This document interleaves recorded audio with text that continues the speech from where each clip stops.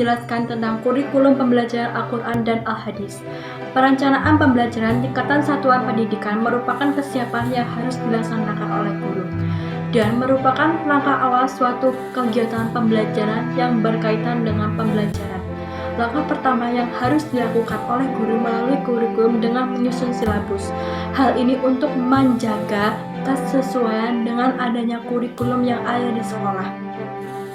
Untuk mendapatkan gambaran tentang perencanaan program pembelajaran, Al-Quran berpedoman pada kurikulum dan silabus, dan pendidikan itu merupakan proses pendewasaan peserta didik dalam pembelajaran secara sadar dan terencana untuk aktif mengoptimalkan yang ada dalam diri peserta didik, dan terbentuklah karakter watak sebagai manusia yang seutuhnya. Jadi dalam pendidikan itu harus aktif agar peserta didik menjadi karakter yang baik. Kurikulum secara sederhana merupakan sekumpulan perangkat pembelajaran yang terdiri dari silabus, RPP, materi pembelajaran guru dan peserta didik. Seiring dengan perkembangan sains dan teknologi, perubahan kultur dan perkembangan pendidikan secara global, dan bahwa dalam perubahan zaman menurut kurikulum baru dan juga pengertian baru mengenai makna kurikulum itu sendiri. Kurikulum bukan sekedar perencanaan pembelajaran dan tersusun sebuah mata pelajaran, melainkan kurikulum adalah semua yang nyata terdiri dari proses pembelajaran, pendidikan karakter sejak dini, dan pendidikan karakter itu dilakukan dalam proses pembelajaran, dan juga beberapa karakteristik anak usia sekolah dasar yang sangat diketahui oleh guru, dan karakteristik pendidikan yang dapat dilihat dalam atau perkembangan fisik, emosional, sosial, kognitif dalam religius. Oke, sebelumnya saya ucapkan terima kasih kepada pemateri sebelumnya yang telah mempersilahkan saya untuk melanjutkan materi tentang kurikulum pembelajaran Al-Quran dan Hadis. Di sini saya akan menjelaskan sedikit untuk melanjutkan. Mutu pendidikan bersifat menyeluruh, menyangkut semua komponen seperti pelaksana, kegiatan pendidikan, dan lain-lain, atau yang disebut juga sebagai mutu total, yang tidak mungkin hasil pendidikan tersebut dapat dicapai hanya dengan mengandalkan satu komponen saja. Kurikulum Al-Quran dan Hadis dapat meningkatkan mutu karakter seseorang ataupun peserta didik dalam mendalami keislaman dan belajar lebih dalam mengenai Al-Quran dan Hadis.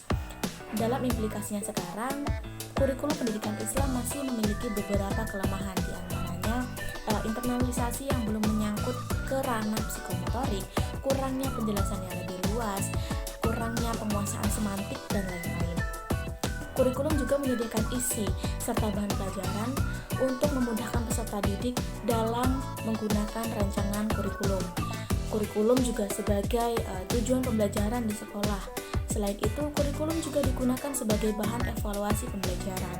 Yang semakin lama, semakin berjalannya waktu, kurikulum dapat berevaluasi atau akan adanya perubahan yang nantinya diharapkan dapat memberikan nilai positif di dalamnya. Adanya perubahan dan pengembangan kurikulum tersebut merupakan hasil kreativitas yang akan terus mengalami dinamika. Sekian sedikit yang dapat saya sampaikan, akan dilanjutkan oleh pemateri selanjutnya. Terima kasih. Baik, terima kasih kepada pemateri sebelumnya. Di sini saya akan melanjutkan materi yang berikutnya, yaitu pendidikan yang bertujuan agar peserta didik mampu mencapai kemampuan berpikir secara rasional, secara kreatif maupun secara kritis. Dalam hal ini, kurikulum merupakan rencana atau rancangan pengaturan mengenai tujuan, bahan pelajaran, dan isi serta cara digunakannya suatu pedoman penyelenggaraan dalam pembelajaran untuk mencapai tujuan pendidikan. Tujuan yang akan dicapai dalam sebuah pendidikan, yaitu salah satunya dilihat dari ciri-cirinya terlebih dahulu, seperti halnya memuat tujuan pendidikan yang akan dicapai, sekaligus metode-metode apa saja yang akan digunakan dalam suatu proses pendidikan tersebut, serta adanya proses penilaian dan evaluasi. Inovasi kurikulum dan pembelajaran kurikulum adalah suatu gagasan atau tindakan tertentu dalam bidang kurikulum dan pembelajaran yang dianggap baru untuk memecahkan suatu masalah-masalah pendidikan. Dengan adanya inovasi tersebut, kurikulum dan pembelajaran kurikulum adalah suatu gagasan atau tindakan tertentu dalam bidang kurikulum dan pembelajaran yang dianggap baru untuk memecahkan suatu masalah-masalah dalam pendidikan. Solusi yang bisa diberikan yaitu sebagai pendidik atau peserta didik harus lebih bisa menekankan pada proses pembelajaran yang efektif dan efisien guna mewujudkan suatu pendidikan yang berkarakter dengan baik. Dengan demikian, adanya pembelajaran Al-Quran dan Al-Hadis ini menjadi pilihan yang sangat tepat untuk mempelajari dengan sungguh-sungguh. Akan tetapi bukan berarti pelajaran yang lain tidak baik, yaitu pembelajaran Al-Quran dan Al-Hadis dapat dijadikan sebagai tunjangan seseorang pendidik dan peserta didik untuk lebih mengenal dan memperdalam tentang pembelajaran Al-Quran dan Al-Hadis. Terima kasih pemateri sebelumnya. Di sini saya akan menjelaskan tentang bahwa dalam pendidikan perlu adanya pendidikan yang efektif dan efisien agar para peserta didik mendapatkan hasil dari proses pembelajaran. Pendidikan yang efektif dan efisien adalah pendidikan yang tepat, ekonomis, praktis, dan sesuai dengan situasi yang dibutuhkan dan diarahkan oleh para pendidik agar tercapai tujuannya. Dalam pendidikan juga penting karena dengan adanya pendidikan beberapa orang bisa mencapai apa yang ia inginkan. Dan juga dalam pendidikan terdapat beberapa hal yang harus dipenuhi. Yang pertama pendidik, yang kedua peserta didik, yang ketiga bahan ajar.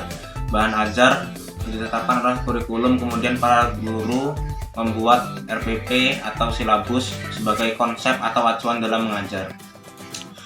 Dan untuk itu dalam pendidikan Al-Quran dan Hadis, para guru ditekankan untuk membaca banyak buku agar menjadi tenaga pendidik yang profesional. Dan selain itu para guru diberikan kesempatan untuk memfasilitasi apa-apa saja yang kurang mengenai tentang kurikulum dan silabus yang mana terkait dengan target pembelajaran, standar penilaian, metode pembelajaran, dan lain sebagainya. Dan untuk pendidikan agama di sekolah umum ditekankan salah satunya dalam bidang qiraah agar para peserta didik mendapat membaca Al-Quran dengan benar. Saya ucapkan terima kasih untuk pemateri sebelumnya mengenai pembelajaran Al-Quran dan Hadis. Masalah yang ada di Indonesia ini adalah kurangnya peminat baca ataupun penghafal Al-Quran dan Hadis. Itu dikarenakan dengan Al-Quran dan Hadis menggunakan tulisan Arab sehingga menyulitkan siswa untuk menghafal ataupun membaca. Jadi solusinya agar siswa tidak mudah bosan dengan pembelajaran tersebut, pendidik ataupun pengajar harus mengajar dengan penuh kreatif, kreasi, inovatif, dan tidak monoton agar siswa itu tertarik dengan pembelajaran tersebut. Jadi kesimpulannya, kegiatan belajar mengajar Al-Quran dan Hadis dapat diharapkan merubah ataupun memperbaiki pendidikan yang ada di Indonesia ini menjadi lebih baik lagi. Terima kasih. Untuk pemateri selanjutnya, saya persilahkan. Baiklah, terima kasih kepada pemateri sebelumnya yang telah menyampaikan materinya dengan cukup baik. Selanjutnya di sini saya akan menyampaikan pada poin kedua, yaitu Al-Quran dan Hadis. Al-Quran dan Hadis di sini yang pertama yaitu Al-Quran. Al-Quran merupakan suatu pedoman hidup bagi umat manusia. Juga dalam kandungannya Al-Quran sendiri itu dapat memberikan kita motivasi maupun inspirasi dalam menunjang kehidupan iptek yang sekarang semakin maju. Juga selain itu yang kedua ada hadis. Hadis merupakan sunnatullah yang diturunkan untuk kita pelajari juga dapat kita lakukan. Nah, dalam hal ini Al-Quran, hadis ini merupakan mata pelajaran yang diberikan bekal kepada peserta didik agar peserta didik dapat memahaminya, meyakininya, juga dapat mempelajari apa isi dari Al-Quran hadis tersebut, dan juga dapat memberikan suatu motivasi kepada peserta didik agar lebih giat dalam membaca Al-Quran. Nah, untuk poin Al-Quran dan hadis hanya selintas saja seperti itu. Untuk materi selanjutnya akan disampaikan oleh kawan saya dengan nomor urut 36. Kepada pemateri selanjutnya saya persilahkan. Assalamualaikum warahmatullahi wabarakatuh. Perkenalkan, nama saya Tasya Nurhayati, NPM 18010105, nomor urut 36. Dalam proses pembelajaran biasanya kita mendapati kegiatan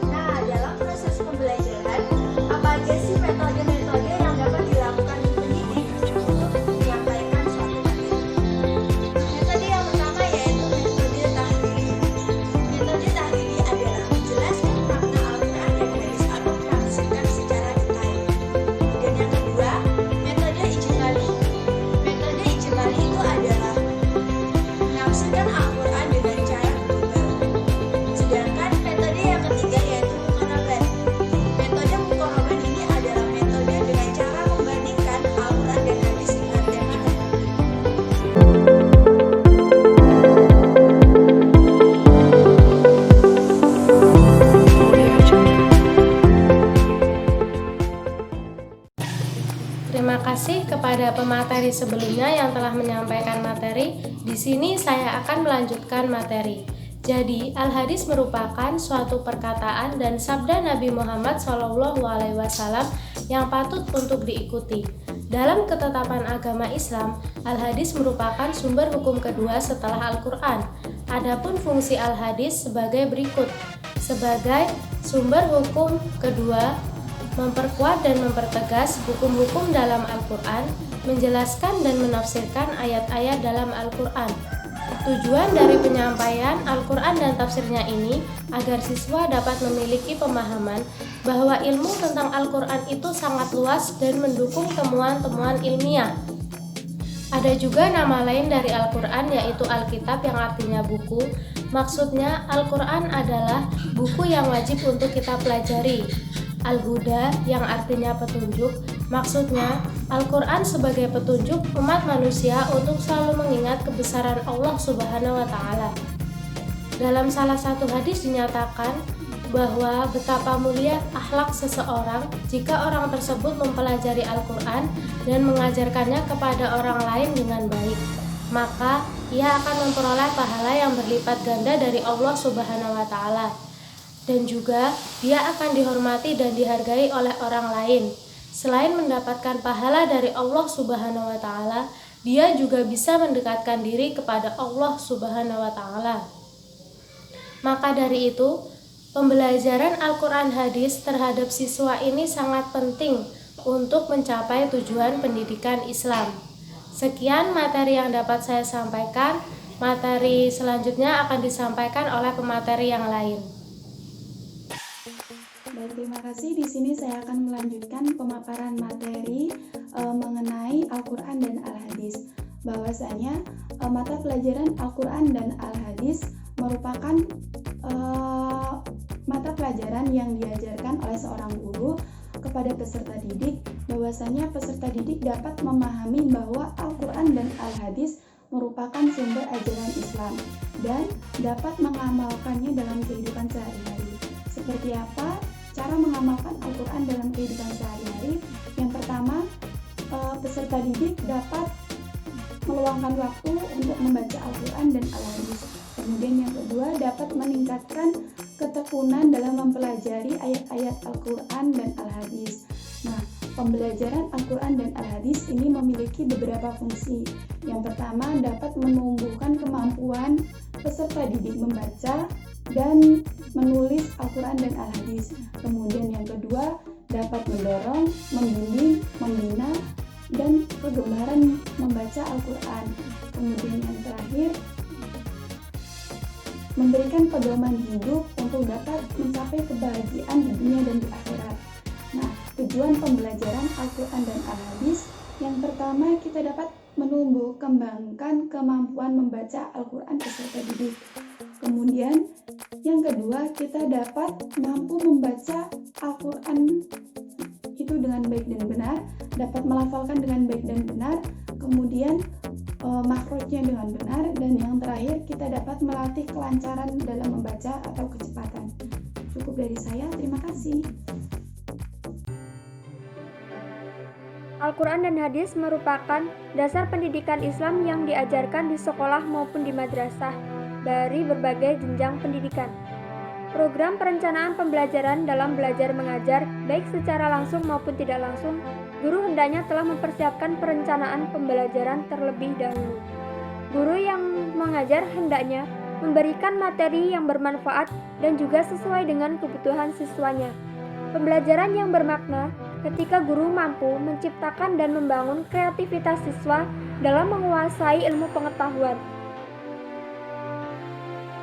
Dengan mengajar penuh kreasi, kreatif, dan inovatif, maka pendidik akan merasakan siswa yang tertarik dan tidak merasa bosan akan pembelajaran tersebut, seperti dengan memberikan PPT, gambar, atau menggunakan metode lain seperti kuis, tanya jawab, dan diskusi.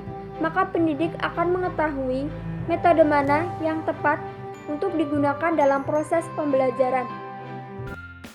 Saya ucapkan terima kasih kepada pemateri sebelumnya.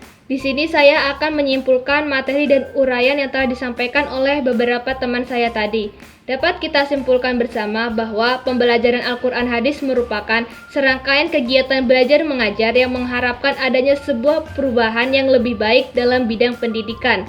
Selain itu, kurikulum juga telah menyediakan bahan pembelajaran guna mempermudah siswa dalam menggunakan rancangan tersebut. Pembelajaran juga merupakan sebuah kegiatan dan tujuan yang akan berlangsung di dalam sekolah. Kemudian, kurikulum sebagai bahan untuk melakukan evaluasi pembelajaran yang sedang berlangsung. Kurikulum yang selalu diperbaharui akan jauh lebih baik dari kurikulum sebelumnya. Dengan demikian, dengan adanya kurikulum terbaru, maka akan memperbanyak metode-metode pembelajaran yang jauh lebih efektif dan menarik. Dan yang terakhir yaitu kurikulum mengarahkan ke segala aspek kegiatan pendidikan guna untuk memperbaiki dan mendidik karakter siswa. Misalnya seperti mengubah kepribadian yang ada dalam siswa yang tadinya tidak baik menjadi pribadi yang lebih baik lagi.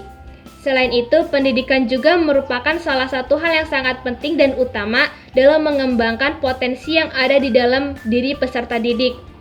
Mungkin itu saja yang dapat kelompok kami sampaikan. Kurang lebihnya kami mohon maaf, dan atas segala perhatian, waktu, dan tempatnya kami ucapkan terima kasih. Akhir kata kami akhiri, wassalamualaikum warahmatullahi wabarakatuh.